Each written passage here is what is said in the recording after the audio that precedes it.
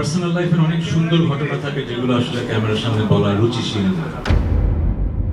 So সে TikTok করতে চায় অথবা এরকম যে অ্যাপগুলোতে এরকম ড্যান্স এবং এসব পারফরমেন্স গুলো করতে চায়। তুমি যখন আমার সাথে থাকবে তখন তুমি এগুলো করতে পারবে, কিন্তু এগুলো আমরা কোথাও পোস্ট করবো না। কিছুদিন ধরেই আমি ইসলামের পথে নিজেকে নতুনভাবে গড়ে তোলার চেষ্টা করেছিলাম। সেই পথ চলায় আমার স্ত্রীকে পাশে পেতে চেয়েছিলাম।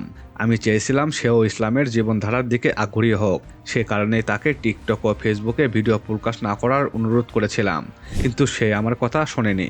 শেষ পর্যন্ত বাধ্য হয়েই আমাকে কঠিন সিদ্ধান্ত নিতে হয়েছে। খুব শীঘ্রই আমাদের আইনি বিচ্ছেদ সম্পূর্ণ হবে। দীর্ঘ নীরবতা ভেঙে অবশেষে দ্বিতীয় স্ত্রীর সঙ্গে বিচ্ছেদের খবর প্রকাশ করলেন জনপ্রিয় গায়ক ও অভিনেতা তাহসান খান। ব্যক্তিগত জীবন নিয়ে বারবারই সংযত থাকা তাহসান এবার চুপ আর থাকলেন না।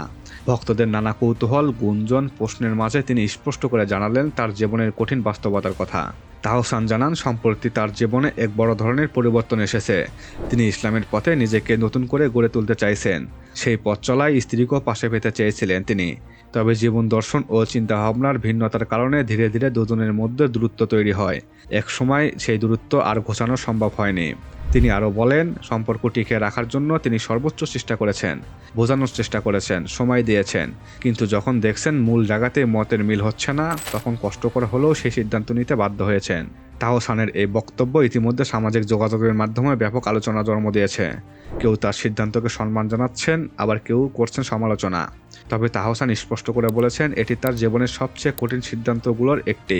সবশেষে তিনি সবার কাছে দোয়া চেয়েছেন যেন তিনি সামনে নতুন করে শান্তি ও স্থিরতার পথে এগিয়ে যেতে পারেন।